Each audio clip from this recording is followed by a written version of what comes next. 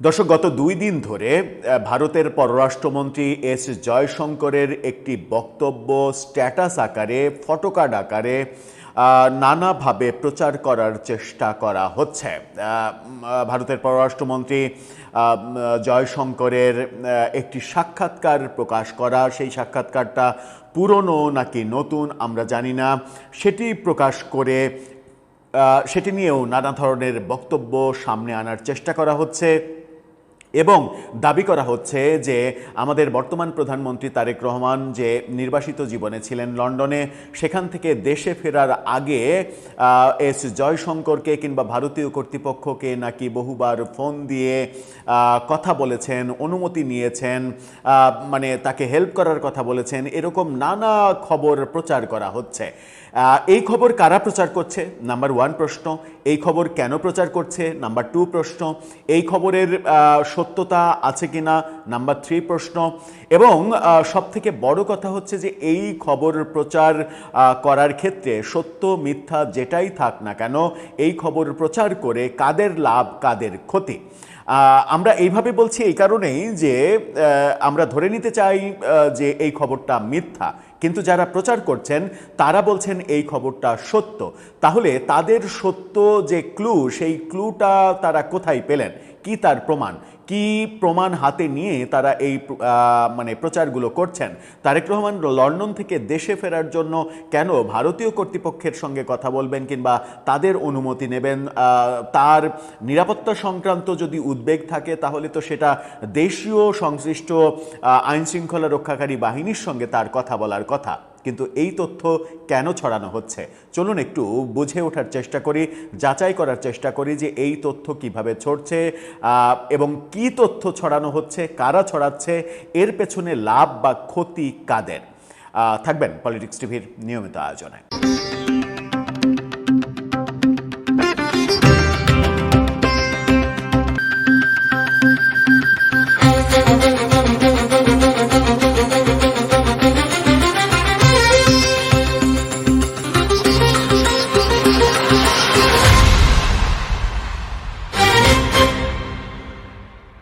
দর্শক, বলছিলাম আমাদের প্রধানমন্ত্রী তারেক রহমানকে কেন্দ্র করে একটি নির্দিষ্ট খবর ছড়ানো হচ্ছে। আমরা জানি না খবরটা সত্য কি মিথ্যা, কিন্তু আমি ব্যক্তিগতভাবে বিশ্বাস করতে চাই যে এই খবরটা সত্য না। কিন্তু অনেক বিশ্বাসের আড়ালেই তো অনেক কিছু থাকতে পারে। আমরা যে কারণে এই আলোচনাটা করতে চাই এবং প্রথম ইন্ট্রোতেই আপনাদেরকে আমার কনফিউশন সম্পর্কে অবগত করেছি, যেন অতি আগ্রহে আপনারা মনে না করেন যে এটা বর্তমান প্রধানমন্ত্রীর বিরুদ্ধে একটা বিশাল ভিডিও, এখানে অনেক কিছু পাওয়া যাবে, ব্যাপারটা তা নয়। আমরা সত্যের পথে হাঁটতে চাই এবং আমরা আমাদের প্ল্যাটফর্ম থেকে কখনোই কোনো ধরনের গুজব ছড়ানো তো দূরের থাক, কোনো গুজবকে সমর্থনও করি না। যদি কোনো তথ্য সম্পর্কে বিন্দুমাত্র সন্দেহ থাকে তাহলে আমরা সেটা সেভাবেই বলি যে এই ব্যাপারে আমাদের সন্দেহ রয়েছে। এখন যে ব্যাপারটা বলতে চাচ্ছি সেটা হচ্ছে যে আমাদের প্রধানমন্ত্রী দেশে ফেরার, মানে যখন তিনি লন্ডন থেকে দেশে ফিরলেন তখন তিনি ভারতের অনুমতি নিয়েছেন এবং জয়শঙ্করের এরকম, ভারতের পররাষ্ট্রমন্ত্রী এস জয়শঙ্করের এরকম একটা বক্তব্য সম্বলিত স্ট্যাটাস, ফটোকার্ড, এগুলো মানে সামাজিক যোগাযোগ মাধ্যমে সয়লাভ হয়ে গেছে। আমরা কয়েকটা অন্তত স্ট্যাটাস, 2-3টা স্ট্যাটাস আপনাদের দেখাতে চাই, একটা ফটোকার্ড দেখাতে চাই যে কিভাবে এটা প্রচার করা হচ্ছে। কিন্তু এই দেখানোর আগে, দেখানোর ক্ষেত্রে আমরা টেকনিক্যালি এই আইডিগুলো আপনাদেরকে দেখাতে চাই না, কারণ আমাদের কাজ গোয়েন্দাগিরি করা নয়। আমাদের কাজ কোনো তথ্য উপাত্ত রং ওয়েতে কিংবা ঠিক ওয়েতে প্রচার হচ্ছে, কোন ওয়েতে প্রচার হচ্ছে সেটা উপস্থাপন করা এবং সরকারের কিংবা যথাযথ কর্তৃপক্ষের দৃষ্টি আকর্ষণ করা। আমাদের মাধ্যমে কারো ক্ষতি করা কিংবা কারো বিরুদ্ধে গোয়েন্দাগিরি করা এটা আমাদের কাজ নয়। সে কারণে আইডিগুলো হাইড করে আমরা এই স্ট্যাটাসগুলো দেখাতে চাই। প্রথম স্ট্যাটাসটা দেখুন, সেখানে লেখা হচ্ছে, দেশে ফেরার আগে বহুবার কল দিয়ে নিজে অনুমতি চেয়েছিলেন, গোপনীয়তা ভাঙতে বাধ্য করবেন না। এস জয়শঙ্কর। মানে দেশে ফেরার আগে এটা বোঝাই যাচ্ছে কাকে উদ্দেশ্য করে। আরেকটি স্ট্যাটাস দেখুন, সেটাও আমরা আইডিটা হাইড করে দেখাতে চাই। এই স্ট্যাটাসে আমরা যখন গত রাতে এই স্ক্রিনশটটা নিই তখন আমরা দেখেছি যে 5,000-এরও বেশি লাইক পড়েছে এই স্ট্যাটাসে। আপনি লন্ডন থেকে বাংলাদেশে ফেরার আগে বহুবার কল দিয়ে ভারতের অনুমতি চেয়েছিলেন, আমাদেরকে গোপনীয়তা ভাঙতে বাধ্য করবেন না, এস জয়শঙ্কর। এই স্ট্যাটাসটা দেয়া হয়েছে। আবার আরেকটা স্ট্যাটাস দেখুন, এই স্ট্যাটাসে মানে কারা এই স্ট্যাটাসটা দিচ্ছে সেটা দেখাতে চাই, কারণ এটা একটা পেজ, এটা কোনো ব্যক্তির আইডি না। এই পেজের নাম টেবিল টক ইউকে। টেবিল টক ইউকে থেকে ভারতের পররাষ্ট্রমন্ত্রী এস জয়শঙ্করের একটা ভিডিও প্রচার করা হয়েছে। সেই ভিডিওতে দাবি করা হয়েছে ভারতে হামলা চালিয়ে সন্ত্রাসীরা ঢাকায় উন্মুক্তভাবে ঘোরাফেরা করত। অর্থাৎ জয়শঙ্কর এই ভিডিওতে আমিও বলতে শুনেছি, জয়শঙ্কর বলছেন যে ভারতীয় উগ্রবাদীরা সন্ত্রাসীরা ঢাকায় নিরাপদে এবং ঢাকার পৃষ্ঠপোষকতায় মানে চলাচল করত, এরকম কথা তিনি বলছেন। এবং এই ভিডিওর মানে এই স্ট্যাটাসের ক্যাপশনে যেটা লেখা হয়েছে, ভারতের পররাষ্ট্রমন্ত্রী এস জয়শঙ্কর বলেছেন 1 দশকেরও বেশি সময় আগে বাংলাদেশে বিপুল সংখ্যক সন্ত্রাসী ও বিচ্ছিন্নতাবাদী ঢাকায় প্রকাশ্যে অবস্থান করত এবং সেখান থেকে ভারতের বিরুদ্ধে কর্মকাণ্ড পরিচালনা করত, যেটা মাঝখানে বন্ধ হয়েছিল আওয়ামী লীগের আমলে এবং সেটা আবারও শুরু হয়েছে এরকম দাবি করা হচ্ছে। আবার আরেকটা ফটোকার্ড দেখে নিন। এই ফটোকার্ড আমরা জানি না এই ফটোকার্ডটা মানে প্রতিষ্ঠানটা কার, দীর্ঘ ই লোগো দেয়া আছে। এই স্ট্যাটাসে বলা হচ্ছে যে দেশে ফেরার আগে ভারতের পারমিশন নিতে নিজে কল করে বহুবার অনুরোধ জানিয়েছেন, গোপনীয়তা প্রকাশ করতে বাধ্য করবেন না। এই যে ব্যাপারগুলো প্রচার করা হচ্ছে, এবং আপনাদেরকে শুধুমাত্র একটা ক্লু দিতে চাই, সেটা হচ্ছে যে এই স্ট্যাটাসগুলো যেগুলো দেখালাম সেই স্ট্যাটাসগুলোর একটা স্ট্যাটাস মানে বেশিরভাগ স্ট্যাটাসই মনে হয়েছে তাদের আইডিতে ঢুকে তারা আওয়ামী লীগের সমর্থক, এটা মানে অস্বীকার করার উপায় নেই।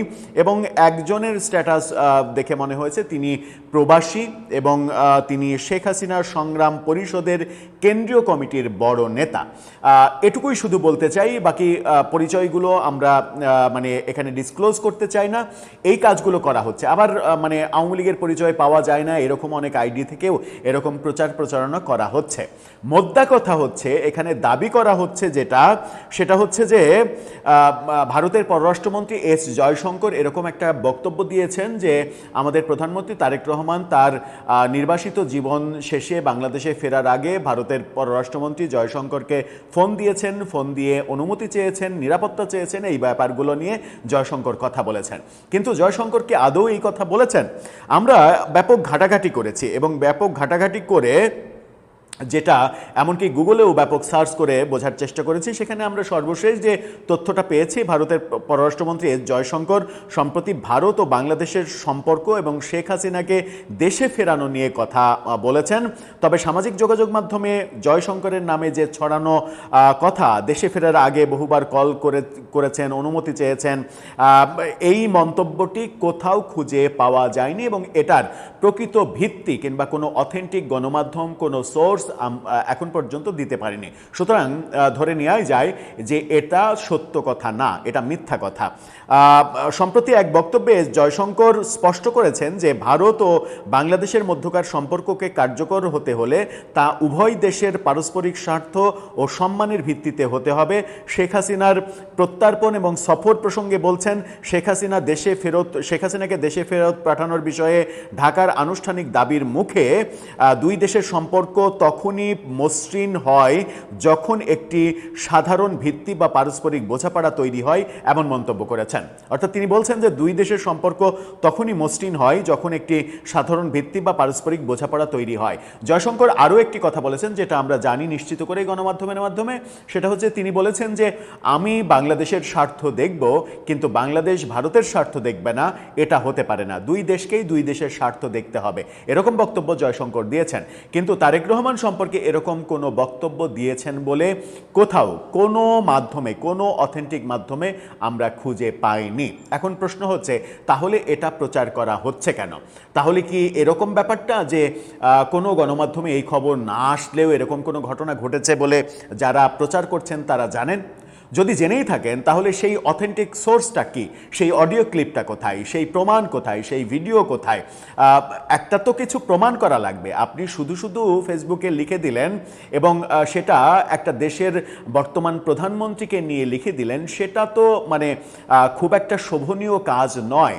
কারণ আপনি শুধুমাত্র বিরোধিতার কারণে যদি একজন প্রধানমন্ত্রীকে অহেতুক অনর্থক আক্রমণ করেন, তাহলে বুঝতে হবে যে আগামীতে আপনারা যখন মানে প্রধানমন্ত্রী হবেন, তখন আপনাদেরকেও অহেতুক অন্য কেউ আক্রমণ করলে আপনাদের কিন্তু সমালোচনা করার জায়গা থাকবে না। সুতরাং মনে হয় যে রাষ্ট্রীয় কিছু কিছু জায়গা এতটাই সেন্সিটিভ যে সেই জায়গা নিয়ে কথা বলতে হলে অনেক বেশি তথ্য প্রমাণ হাতে রাখতে হয়, হাতে রেখে তবেই কথা বলতে হয়। অযথা উড়ো ভাষায় এই কথা বলে হয়তো কিছু অন্ধ সমর্থককে উল্লসিত করা যায়, ফুর্তিতে রাখা যায়, কিন্তু যখন এই ব্যাপারটা প্রমাণিত হয় যে এটা গুজব, এটা মিথ্যা, তখন কিন্তু নিজেদেরই সম্মানহানি হয়। সুতরাং রাজনীতি আপনারা যেভাবে যারাই করছেন না কেন, সে হোক আওয়ামী লীগ, সে হোক বিএনপি, জামাত, এনসিপি, অন্যের সম্পর্কে কথা বলার সময় আমরা মানে মানে মাঝে মাঝেই দেখি, যেমন এই যে একদিন আগেই আমরা দেখলাম যে প্রধানমন্ত্রীর উপদেষ্টা জাহিদুর রহমান তিনি বলছেন যে শেখ হাসিনার মতো একটা ইতর, এভাবে তিনি বলছেন। তো আমার মনে হয় যে প্রধানমন্ত্রীর উপদেষ্টা পদে যেহেতু আছেন, সেহেতু বাক্য প্রক্ষেপণের সময় সচেতন থাকা উচিত। মানে শেখ হাসিনা যত বড় ক্রিমিনালই হন না কেন, আপনি যখন বাক্য প্রক্ষেপণের সময় এরকম বাক্য প্রয়োগ করবেন, কিংবা শেখ হাসিনা কিংবা আওয়ামী লীগ সম্পর্কে যে ধরনের বাক্য শব্দ প্রয়োগ করা হয়, সেটাও মানে মাঝে মাঝে রুচিহীনতার চরমে চলে যায়। সেটাও যেমন গ্রহণযোগ্য না, আবার শেখ হাসিনার পক্ষ থেকে সরকার পক্ষ কিংবা অন্য পক্ষ সম্পর্কে যে ধরনের শব্দ প্রয়োগ কিংবা বাক্য প্রয়োগ করা হয়, সেটাও রুচিসম্মত না। এবং এটা সহনশীলতার মাত্রা যে ছাড়িয়ে যায়, আমরা যে আসলে সহনীয় পর্যায়ে নেই, সেটা প্রমাণ করে। এবং এটাই রাজনীতিতে অস্থিরতা তৈরির একটা বড় কারণ। ডাক্তার জাহিদুর রহমান তিনি রাজনীতির মানুষ না, অরাজনৈতিক মানুষ। তিনি একজন মানে শিক্ষিত স্মার্ট মানুষ। যখন এই সরকারে তিনি থাকবেন না, তখন এই ধরনের কথাগুলো রিপিটেডলি প্রচার করে তার শত্রুপক্ষ কিন্তু তাকে নানাভাবে বিব্রত করার চেষ্টা করবে। সুতরাং এই কাজগুলো যে পক্ষে দাঁড়িয়ে এই কাজগুলো করছেন, অন্যকে অসম্মান করার, কারণ একজন সর্বনিম্ন নিকৃষ্ট মানের আসামিরও কিন্তু তার সম্পর্কে কথা বলার সময় আপনি যখন শব্দ প্রয়োগ করছেন, বাক্য প্রয়োগ করছেন, তখন আপনি কেমন মানুষ, আপনার রুচি কতটা, সেটা কিন্তু প্রমাণিত হয় আপনার প্রক্ষেপণ করা বাক্য কিংবা শব্দের মাধুর্য বিশ্লেষণ করলে। এই ব্যাপারে আমরা সচেতন থাকতে পারবো কিনা জানি না, তবে দেশটা যেভাবে অসহিষ্ণু হয়ে উঠছে, তাতে এরকম প্রত্যাশা করা আমাদের বোধহয় অলিক প্রত্যাশাই হয়ে যায়। দর্শক, আপনার মতামত জানিয়ে এ ব্যাপারে লিখতে পারেন আমাদের কমেন্ট বক্সে।